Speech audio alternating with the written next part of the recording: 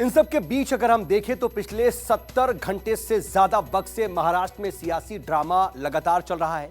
संकट महाराष्ट्र में है, लेकिन इसका सेंटर पॉइंट असम का गुवाहाटी है।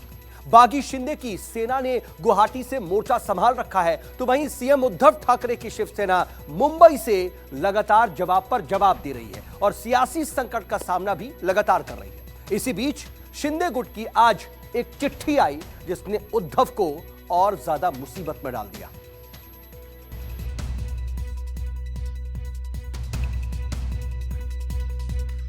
अचानक से महाराष्ट्र में यह सियासी भूचाल क्यों आया? उद्धव सरकार पर ऐसी संकट की नौबत क्यों आई? आखिर उद्धव से उनके अपने ही इस कदर नाराज क्यों हो गए? सीएम शिवसेना का होने के बावजूद शिवसैनिक की बगावत पर क्यों उतर आए?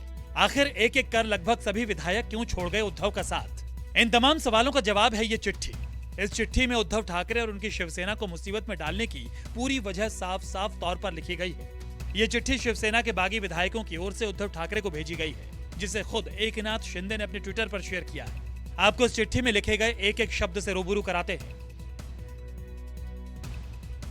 कल वर्षा बंगले के दरवाजे सही मायने में सबके लिए खुले। बंगले पर जो भीड़ आई उसे देखकर दिल खुश हो गया।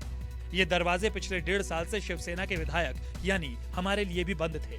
विधायक के तौर पर उस बंगले में प्रवेश करने के लिए हमें आपके आसपास रहने वाले लोगों की मनुहार करनी पड़ती थी। ये तथाकथित चाणक्य क्लर्क हमें धक्का दे रहे थे, राज्यसभा और विधान परिषद चुनावों की रणनीति बना रहे थे। उसका नतीजा क्या हुआ, ये पूरे महाराष्ट्र ने देखा है। शिवसेना का मुख्यमंत्री होते हुए भी, उनकी ही पार्टी के विधायक होते हुए भी हमें कभी भी वर्षा बंगले में सीधे प्रवेश नहीं मिला। मंत्रालय की 6ठी मंजिल पर मुख्यमंत्री सबसे मिलते हैं, पर हमारे लिए तो 6ठी मंजिल का सवाल ही नहीं आया, क्योंकि आप कभी मंत्रालय में गए ही नहीं। विधानसभा क्षेत्र के कामों के लिए, अन्य मुद्दों पर चर्चा के लिए, व्यक्तिगत समस्याओं के लिए सीएम साहब को मिलना है। ऐसी विनती कई बार करने के बाद भी सीएम साहब ने आपको बुलाया है, ऐसा संदेश कभी उनकी तरफ से नहीं आया। घंटों दरवाजे पर खड़े होकर इंतजार करवाया गया। फोन किया तो वो लोग फोन रिसीव नहीं करते। अंत में निराश होकर हम वहां से ऊब कर निकल गए। हमारा सवाल ये है कि 3-4 लाख मतदाताओं में से चुने हुए पार्टी के विधायकों के साथ ऐसा अपमानजनक व्यवहार क्यों किया जाता है? ये परेशानियां हम सभी विधायकों ने सहन की है। हमारी व्यथा आपके आसपास रहने वालों ने कभी सुनने तक की जहमत नहीं उठाई। आप तक तो हमारी बात कभी पहुंचाई ही नहीं गई। 9 पैराग्राफ में लिखे गए लेटर में से 3 पैराग्राफ में बागी विधायकों ने अपने अपमान और अपने साथ हुए बुरे बर्ताव की कहानी उद्धव ठाकरे से बयां की।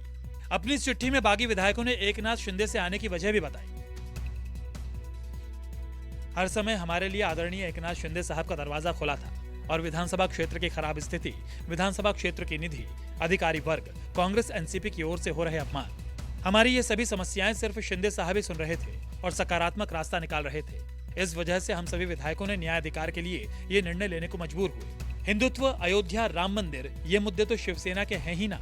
जब आदित्य ठाकरे अयोध्या गए तब आपने हमें अयोध्या जाने से क्यों रोका?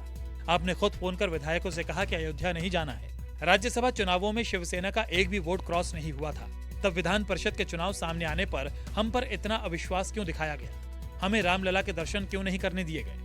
साहेब, जब हमें वर्षा बंगले पर प्रवेश नहीं मिल रहा था, तब हमारे सच्चे विरोधी कांग्रेस और राष्ट्रवादी लोग आपसे नियमित मिल रहे थे, अपने विधानसभा के काम निपटा रहे थे, निधि मिलने के पत्र दिखाकर खुश हो रहे थे, भूमि पूजन और उद्घाटन कर रहे थे, आपके साथ खींचे गए फोटो सोशल मीडिया पर वायरल कर रहे थे।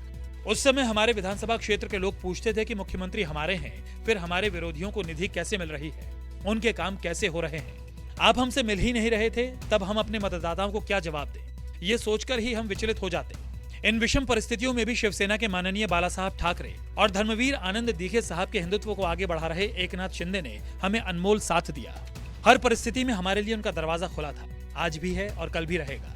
इसी विश्वास के साथ हम शिंदे साहब के साथ हैं। कल आपने जो बोला वो काफी भावुक था, लेकिन उसमें हमारे मूल प्रश्नों का जवाब नहीं मिला। इस वजह से हम अपनी भावनाओं को आप तक पहुंचाने के लिए यह भावनात्मक पत्र लिख रहे हैं। साफ है, बागी विधायकों ने उद्धव को लिखी चिट्ठी में अपनी नाराजगी भी जाहिर कर दी और एकनाथ शिंदे के साथ आने की वजह भी बता दी।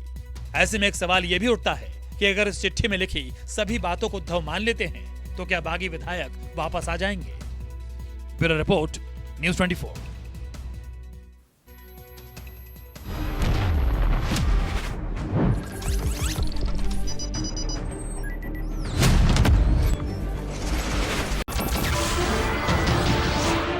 नमस्कार, मैं हूं मानक गुप्ता।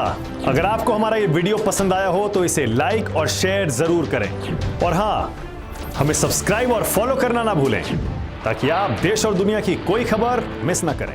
तो जुड़े रहिए हमारे साथ और देखते रहिए News 24।